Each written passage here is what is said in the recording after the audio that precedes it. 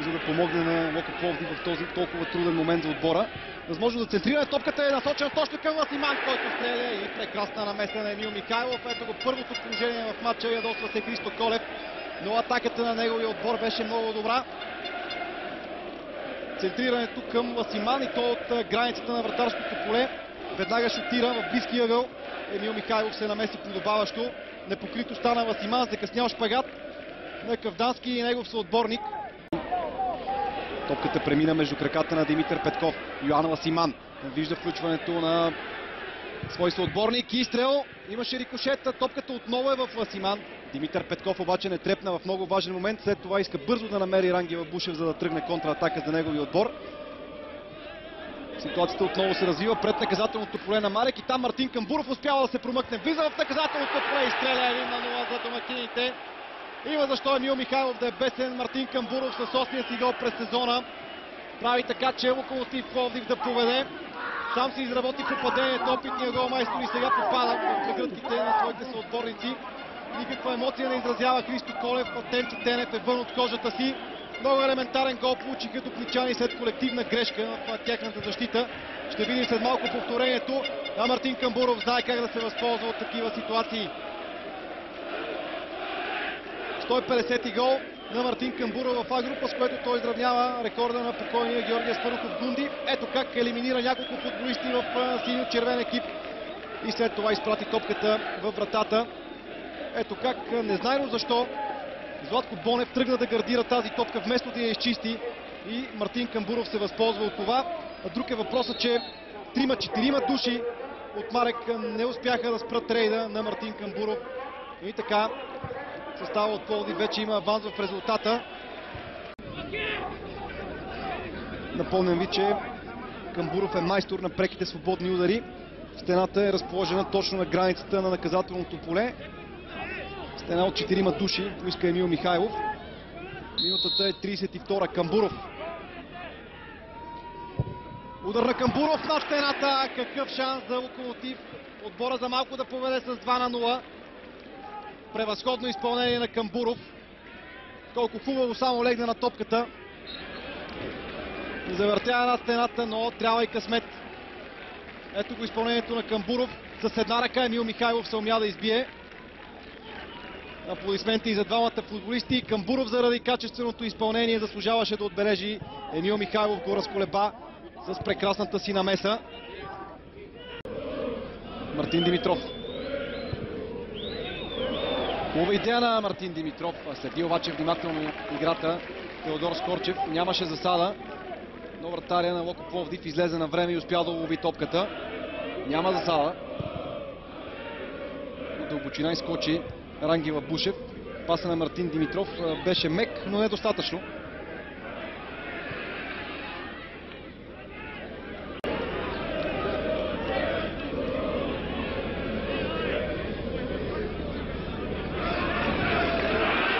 Още едно добро нападение на смърповете. Центриране успоредно на голинията и топката се отбива в страничната града. Не може да повярва Спас Делев, че това не е гол. Много прецизно центриране към Делев, но той не се умя да отбележи. Отново положението. Топката тупна пред Спас Делев. Имаше достатъчно време да я насочи, но не можа да намери очертанията на вратата. Прекрасен пас на Бирсен Карагерен. Закъсня Манолов да прибере към двамата централни защитници и така изпусна Спас Делев, че включително игра и за Локомотив Пловдив. Да видим обаче какво ще измисли Йоан Васиман.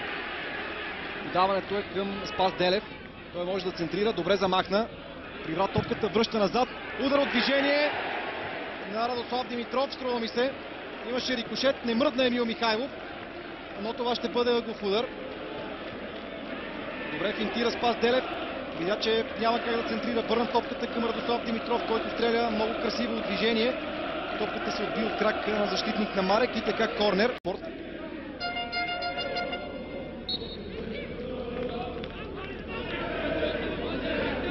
Той ще центрира.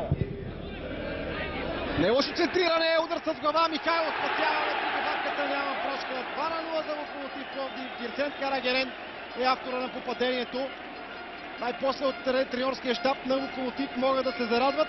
Христо Колев остава безмълвен. Какво ли трябва да се случи днес, за да се усмихне Христо Колев? Скорчев също е доволен. Бирсент Карагерен 2-0 за Локомотив Пловдив в 50-та минута. В началото на второто полувреме черно-белите правят решителна крачка към трите точки в този матч.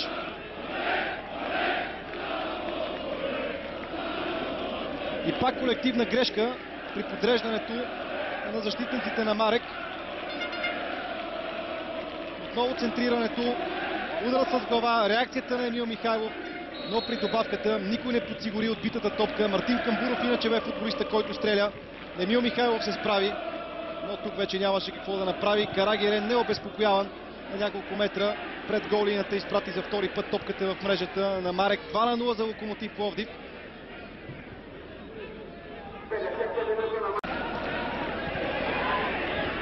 Топката е върната акробатично с глава към Михайлов, който лови.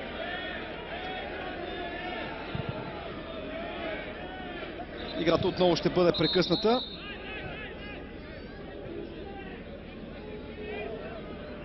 Спас Делев, приет от този спринт, може би разтегна. Александър Манолов върна с глава към своя вратар в ситуацията. Превива се Спас Делев.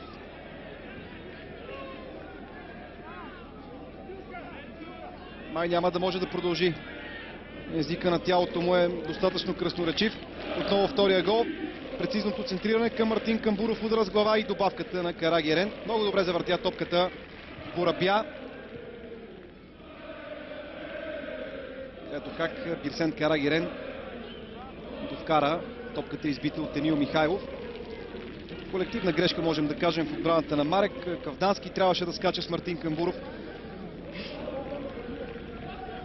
Няма да може да продължи Спас Делев. Това е Дани Кики. Вярвам дълбоко, че не винаги във футбола статистиката е от чак такова съществено значение и все пак за информация на ниво А група двата отбора са се срещали 48 пъти, 25 успеха за Локомотив Пловдив, 8 равенства и 15 победи за Марек. Отново момента, в който Спас Делев получи контузията. Тепърва ще разберем каква е тя, колко е сериозна и дали Спас Делев няма да излезе от сметките до края на сезона. Изкарват го на носилка. Силен мач направи Спас Делев. Внасяше острота по фланга. Отчете се с една греда. Като цяло добра оценка за неговото представяне. До края с номер 9 ще наблюдаваме Дани Кики.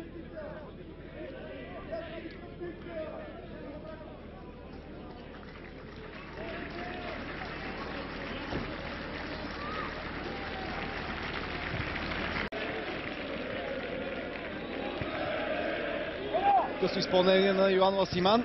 Центриране на Борабя. Отново неубедителни действия. О, какъв гол! Това попадение може спокойно да дебютира и да се кандидатира за попадение на сезона. Бирсент Карагерен с задна ножица. 3-0 за Локомотив Пловдив.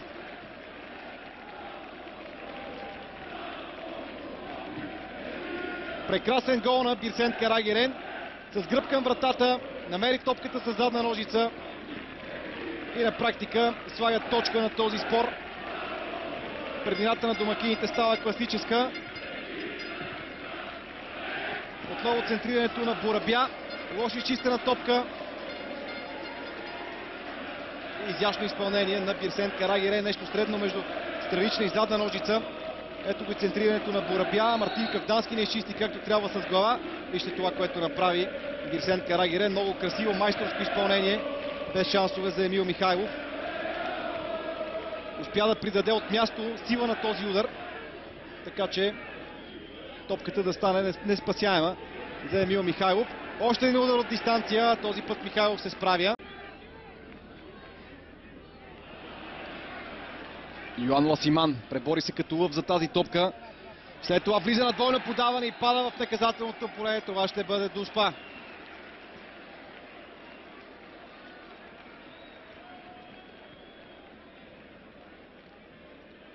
Поредната грешка в отбраната на Марек беше наказана. Много хубаво двойно подаване. Дали беше препънат Йоан Ласиман, може би това повторение ще ни покаже по-добре.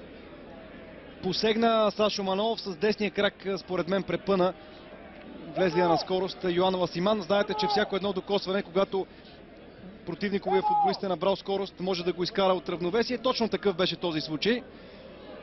В 70-та минута Мартин Камбуров застава за топката с възможност да вкара втория си гол в матча. Камбуров удар и 4-0. 151 гол за Мартин Камбуров в А група.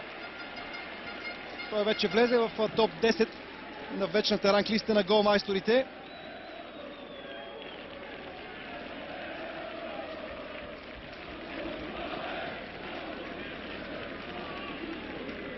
Ето го изпълнението на Мартин Камбуров в обратния ъгъл. Емил Михайлов плонжира в другата посока. От тук до края на този матч въпросът е само един. Колко гола още ще видим. Фланга, където позиция е взел Бирсен Карагерен. Хубава финта, Карагерен влиза в наказателното поле, измъква се и прекалено технично се опита да отиграе. Отново имаше възможност и да комбинира с Мартин Камбуров, който само чакаше паса, за да отбележи. Карагерен вече се забавлява. Излъга Димо Атанасов, излъга и Мартин Кавдански. И вместо да подаде към Мартин Камбуров или да отправи по-качествен удар, Карагерен подари топката на Емил Михайлов.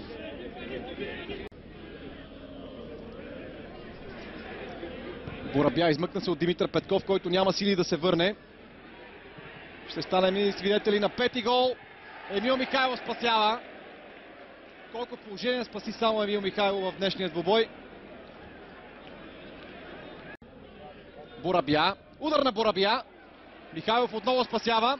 Този път отбитата топка беше подсигурена. Тя остава в игра. Много неприятен сблъсък при решен матч. И се отваря работа за медицинските щабове. Иска обяснение Милен Вахчев.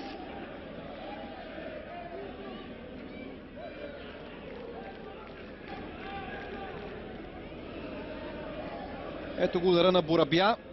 Намесата на Емил Михайлов. Този път на спринт тръгна Мартин Кавдански. Топката не беше напуснала с пълната си обиколка терена. А това е предишния удар на Бранимир Костадинов. Имаше до някъде и късмет Емил Михайлов, че топката попадна в